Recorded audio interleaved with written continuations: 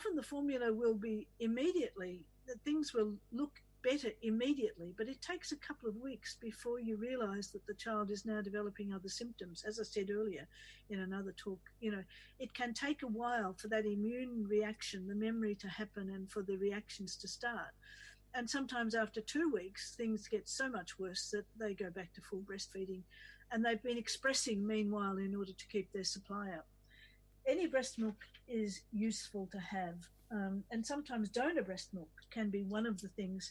I didn't mention that as an option, but for some formula feeding mums, there have been mums who've had friends who are breastfeeding who are able to give them donor milk, excess milk that they were producing for their own baby, and that has been something that the baby has been able to tolerate and that has helped to heal the gut so that the baby could then go on to a wider diet without too much trouble. So donor milk, at the end of the day, what I would like to see would be a system of milk banks that would allow children who had milk allergies to get donor milk.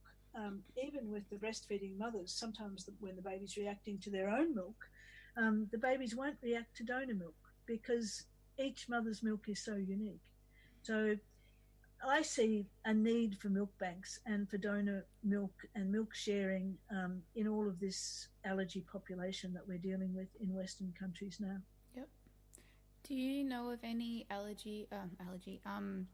donor milk banks out there to recommend? I've heard of human milk for human babies. I'm not sure if there's any more. They're not donor milks. They're not milk banks per se. Okay.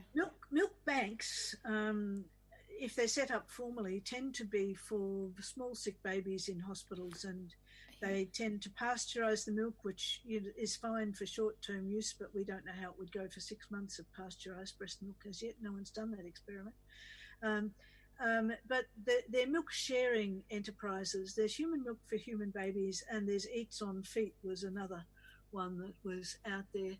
And often they're through informal networks like, your local neighbourhood Facebook page. Someone advertises and says, look, I'm in real trouble. Has anyone got any donor milk?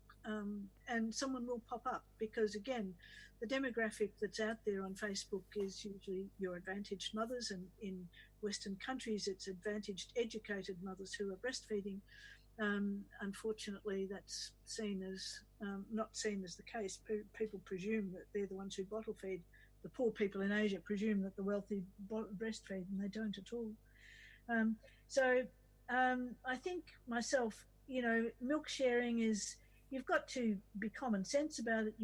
Preferably you'll know the donor is giving you milk that she's using for her own baby, but it's highly unlikely that any mother who is prepared to donate milk that she's expressed to you is going to do anything to harm your baby. Yeah.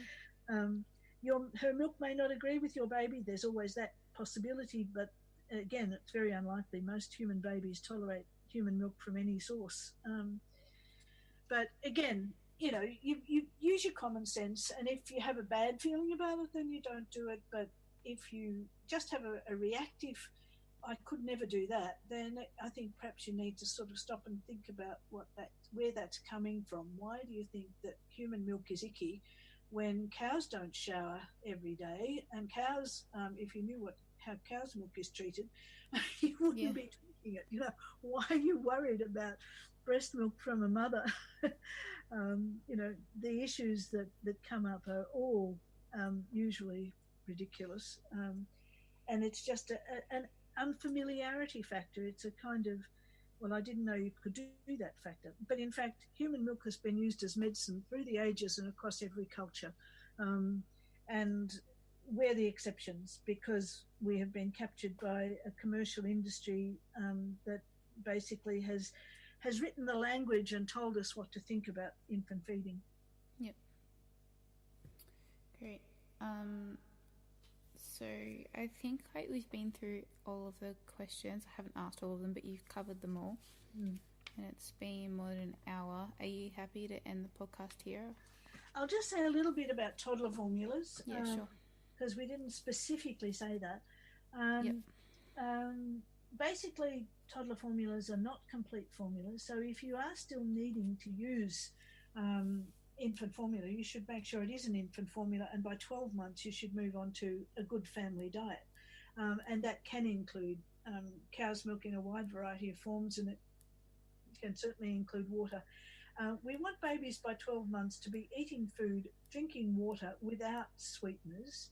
And for that purpose, what you should make sure you're doing is your water doesn't taste unpleasant. And sometimes people don't realise how unpleasant their water tastes because they don't drink it themselves except in tea and coffee and so on. So a simple charcoal filter can dramatically improve kids' willingness to drink plain water, especially if you decant it from a glass filter jug into a glass that they drink, or a ceramic mug that they drink it from. But the added flavours and tastes of chlorine, of plastics, are not the tastes that make it acceptable to kids. And some children actually find that the chlorine in water is something that they react to. Oddly enough, when my mother was in her 80s, I gave her a filter jug so that she could give the kids filtered water when they wanted to drink. And she found that she'd always had a glass of water before going to bed at night, and she'd always had acid reflux after having that glass of water. She started using the filtered water, and she didn't get acid reflux whenever she drank a glass of filtered water rather than the other. So I think she too was slightly sensitive to the chlorine in the water, because that's the main thing that it takes out. It doesn't take out the fluoride, and it doesn't take out too many of the minerals. It mostly takes out contaminants, and chloride binds to the charcoal. So you get a better tasting water if you do that. So eating food, drinking water by 12 months is actually where you want to be, and food should be offered. They don't necessarily always eat it, but 3 meals and 2 snacks per day over that time frame. And then don't be worried in the second year about the change in their growth patterns. The fact is that in the second year, children simply elongate. They don't put on extra weight, huge amounts of extra weight. They grow long and lean if they're doing well, and their activity has increased, so that helps them to grow long and lean. The parents often start to worry, particularly parents from an Asian background, start to worry if babies aren't still putting on lots of weight. But it's natural that what they do is put the growth into length and into head circumference in that second year, and into activity. They spend the energy. So don't worry about a fat baby becoming lean in that second year, whether they're formula fed or breastfed. I'd like to think that the formula fed ones will, because that's the natural pattern. Nutritional insurance, selling that as nutritional insurance is really misleading. The best nutritional insurance is that variety and moderation. Really, what you're giving them when you're giving them formula is just cow's milk plus a few additives that can readily be found in a good diet. And what tends to happen is that it tends to exclude real food from their diets, so that they get hooked on bland, sweet-tasting stuff. And we all know what that can lead to over a lifetime. Basically, food is what they need, as wide a variety as possible, and keep experimenting with it, knowing that it can sometimes take up to 10 different tastes before a child will accept a food as being okay for them. So don't give up just on the basis of a few, no, I don't like that. And using sensible techniques to try and persuade them. Older children around eating it with gusto is always a good way to get younger ones interested in something that they might have thought they'd like. So, yep.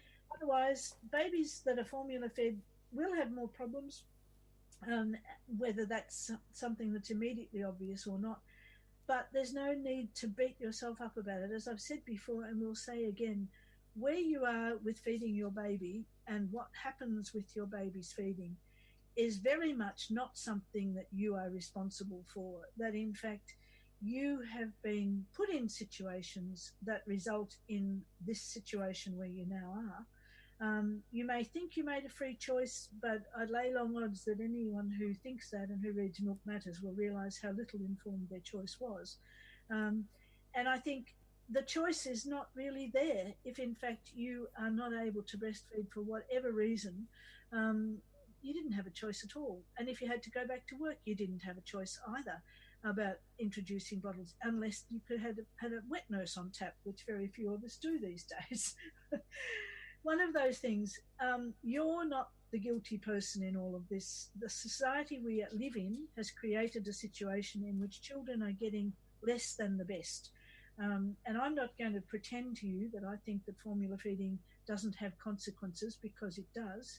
At least if you know that they're the consequences, you know what to blame when it happens. And maybe you'll join us breastfeeding advocates, not in wanting to shame women for formula feeding, but in trying to change society so that formula feeding is neither necessary nor seen as desirable or safe, because it can't be. We make it as safe as we can, and that's all we can do. We can make it safer, we can't make it safe. Yeah, thanks for that message. That was really powerful. Yeah, it's good to be able to stress about that thing about guilt and yeah, no one, every mother is doing the best she can for her child. I don't doubt that for one moment. And I think what we've got to do, the campaign saying that the breastfeeders are wanting to shame women are just stooges for the infant formula companies. If you look at what the Similac ads say about the sisterhood of motherhood, it is so disgusting to me that they get away with pretending to be all about supporting women, and at the same time they're selling a product and promoting a product all around the world that is killing women and harming women and killing babies and harming babies. You know, from my point of view, every woman, no matter how she's feeding her baby, should be supporting the push for a society in which women really have a choice. And at the moment, I don't see that society existing in Australia. Yep. Okay. Well, thank you for coming and talking with us today, Maureen. You've given us lots of information, and I hope that for parents and for mothers out there who are formula feeding or thinking about it, that's been educational for you to be able to make that informed choice. And yeah, as Maureen said at the end there, it's very important to not, feel that guilt, because you are doing the best you can.